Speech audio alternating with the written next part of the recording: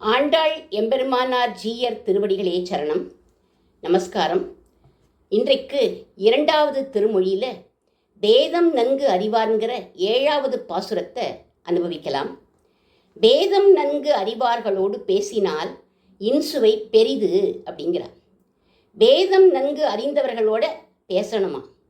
வேதம்னா என்ன அர்த்தம்? வித்தியாசம் தெரிஞ்சு அவளோட பேசணுமா? அவளோட பேச்சினுடைய விதத்தை புரிஞ்சுக்கணும். அவளோட ஹிருதயத்தில் என்ன இருக்குங்கிறத தெரிஞ்சுக்கணும். பலவிதமான பேச்சுகள்லாம் இருக்குது லோகத்தில். சிலர் ரொம்ப ஸ்லேடையாக பேசுவா, சிலர் எதிர்மறையாக பேசுவா, சிலருடைய பேச்சு வெகுளித்தனமாக இருக்கும். சிலர் என்ன தெரியுமா பண்ணுவா? நிந்தித்து அதை ஒரு துதி போல பாடுவா. சில வார்த்தைகள் ஸ்வர பேதங்கள்னால அர்த்தமே மாறி போயிடும். சிலர் பேசுகிற சங்கேத பாஷையை புரிஞ்சுக்கணும். புதுசாக கல்யாணமான தம்பதிகள் வீட்டில் ஒரே கூட்டமாக இருக்குது.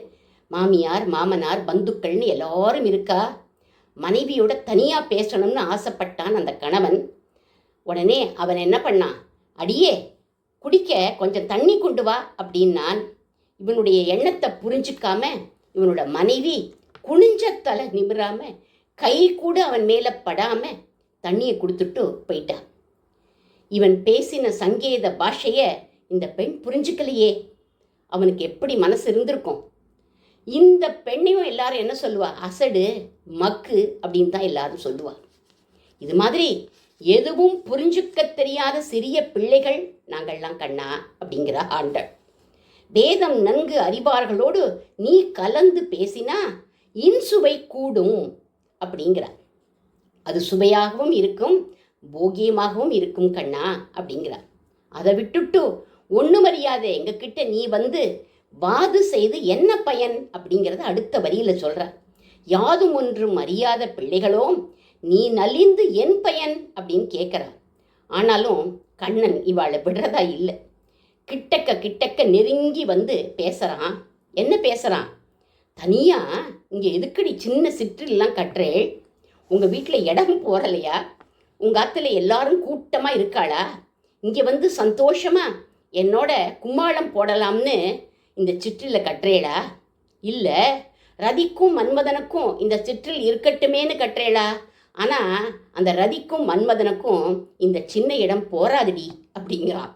இப்படி பலவிதமாக இவாளோட கண்ணன் வாதம் பண்ணுறான்.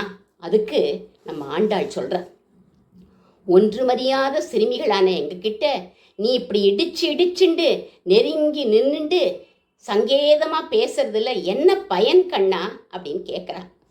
அதுவே பயன்டி, உங்களோட நெருங்கி இடிச்சுண்டு பேசுகிறதே எனக்கு இன்சுவை அப்படின்னு விட்டான். கண்ணா இப்படிலாம் வம்பு பண்ணிண்டு எங்களோட பேசிண்டே எங்களோட சிற்றில் சிதைச்சா எங்களுக்கு ரொம்ப கோபம் வரும். நாங்கள் என்ன பண்ணுவோம் தெரியுமா அப்படின்னு கேட்டா, என்னடி பண்ணுவேன் அப்படின்னு கேட்டான். அதுக்கு நாச்சியார் சொல்கிறார், ஓதமா கடல் வண்ணா உன் மணவாட்டிமாரோடு சூளுரும் அப்படிங்கிறார்.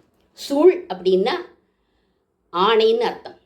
உன்னுடைய மணவாட்டிமார்கள் யார்? இவனுடைய மணவாட்டிமார்கள் அப்படின்னா ராதை, நப்பிண்ணை, இவள்லாம் கண்ணனோடு விவாகமானவர்கள். இவள்லாம் கண்ணனுடைய தேவிமார்கள்.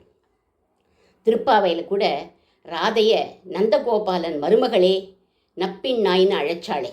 அதே மாதிரி இன்னொரு பாசுரத்தில் நீ உன் மணாளனோடு நீராட்டு அப்படின்னு பாடினாலே நம்ம ஆண்டாள். அதனால் சொல்கிறா, உன்னோட மனாட்டிகள் பேரில் சூழ் உரைத்து ஆணையிடுவோம் அப்படிங்கிறார்.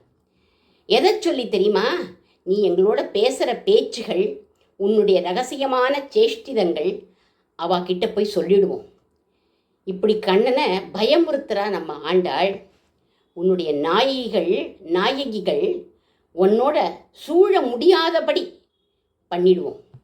நாங்களே உன்னை சூழ்ந்துண்டு வெளியில் போக முடியாதபடி பண்ணிடுவோம் அப்படின்றா. அப்போ உன்னோட பாடு என்னாகும்? திண்டாட்டம் தாண்டா அப்படின்னு சொல்லி பயமுறுத்துறா கண்ணனை. இதுக்கெல்லாம் பயப்படுறவனா என்ன அவன்?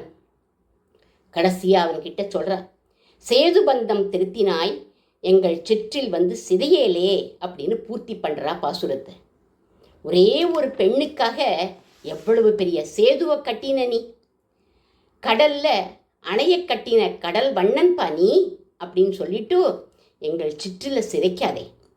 உன்னோட சேதுவை போல பெருசாவா நாங்கள் கட்டியிருக்கோம். இது சிறிய சிற்றில் தானே, இதை சிதைக்காதே கண்ணா அப்படின்னு இந்த பாசுரத்தில் சொல்கிறா நம்ம ஆண்டாள் நாச்சியார். ஆண்டாள் திருவடிகளே சரணம்.